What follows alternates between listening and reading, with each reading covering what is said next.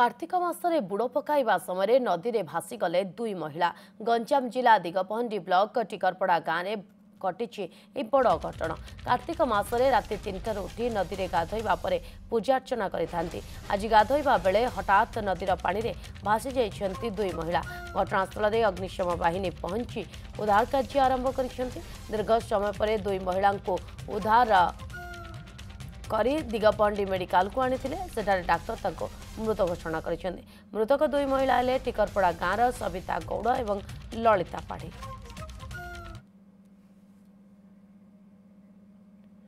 ए प्रसंगर अधिक सूचना पाई आम सहित लाइव रे जोड़ी जाइछंती नारायण सेठी।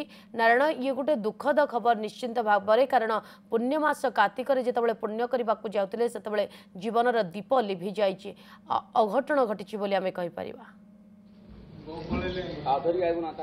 निश्चित भाव नलिनी ए दुखद खबर गंजाम जिला दिगपहंडी ब्लॉक अंतर्गत जो खंबारी गाँव रही जो खंबारी गाँव पंचायतर टिकरपड़ा गाँव में प्रत्येक लोक जो वर्तमान कार्तिक मास आसूची राति 3टारू उठी गाधे था गाधेला जाई मंदिर रे भगवान को दर्शन करती। सेतिकी बेले ए जो भगवान को दर्शन करने समय ए जो अघटन कोटना कोटी समस्त दुख बार भारी एक प्रकार परिस्थिति कौन ना कौन प्रकार दुख बार भांगी पड़ी गाँ। जितेबले दुई जो महिला रही ललिता पाढ़ी और सविता गौड़ रही से जितेबाला नदी को गाधे जाते सेतिकी बेले नदी हठात स्रोतर पानी बढ़ी आसला जो ललिता पाड़ी को भासी नहीं पर सविता गौड़ उद्धार करने जाई से भासी जाते दुईटी प्राण चली जाता। बर्तमान जो घटनास्थल जो भासी जाते जो अंचलवासी मैंने अग्निशम बाहिनी को खबर देते संगे संगे अग्निशम बाहिनी पहुंची उद्धार कार्य जारी रही। दीर्घ घंटा पर 4 ରୁ 5 घंटा पर उद्धार करी दिगपहंडी मेडिकल आनी और मेडिकल डाक्टर एथि मृत घोषणा करते। नईने मुझे स्थानीय लोक सहित प्रतिक्रिया नेबी से अभियोग आसूची जो घड़ाल नदी में मन इच्छा पानी छाड़ुंट अनेक जीवन चल जाइए अनेक जीवन चल जा कथा आम खबर प्रसारण करते किंतु कहीं प्रशासन बारंबार एभली करुच्ची अनेक निरीह जीवन चलती। सीधासख आम स्थानीय लोक आलोचना करवा कौन कहे आज्ञा प्रकृत में ये जीवन केमती चलीगला कहार अवहेला चलीगला ना असुविधा चलीगला आज्ञा नहीं आम क्या दोष दो कहीं आम समस्ते प्रत्येक दिन राति 3टारू समस्ते जाती कार्तिक बुड़ करने 3टा बेले सब गाधाती कि पानी गुड़ के खसी नाला।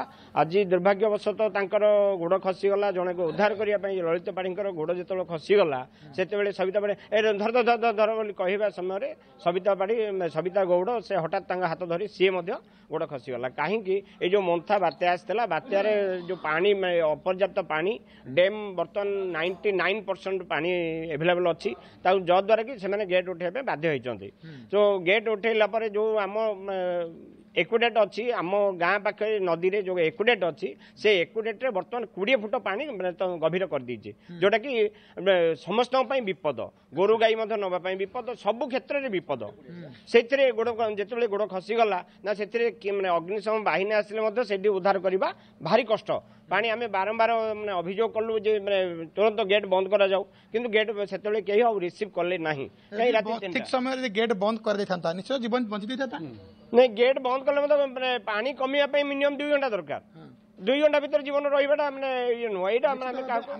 नईनी स्थानीय सरपंच अच्छा प्रतिनिधि सीधा आलोचना करवा कौन कहे आज्ञा आपण अंचल अनेक घटना घटी अनेक दुर्घटना घटी अनेक जीवन ये घटना बारंबार आपण अंचल कहीं कौन सब लोक असावधानता ये दुर्घटना घटुची ना प्रकृति में कौन रही तनाम घटना देखो सर ये तो प्रत्येक दिन कार्तिक मास व्रत 3टारू समस्ते माँ मैंने जाऊँ गाधेवा कार्तिक बुड़ सबुदिन जाऊे ए पानी तो मंथा जो प्रबल पानी आसूँ तेणुक पानी सचेतन कार्यक्रम में छड़ा जाऊँगी किसी असुविधा ना सरकार तरफ किंतु लोकंर सचेतन थे ए दैवी दुर्घटना सबुदिन तो जाऊे आज से जगह पानी थिला से जगह जाऊे प्रकृत घटना लोगाड़े गोटे खसला टिके बहुत सी पाढ़ी पाढ़ी तो ललिता पाढ़ी मैडम गला समय से लोगा झिकिया जाइए फसले तो बचाई सविता गौड़ जन जीवन देखिए जन बचाइबार अपेक्षा करी ये गोटे दुखद खबर आसी पहुंचुची। बहुत बहुत धन्यवाद तमाम सूचना पाई।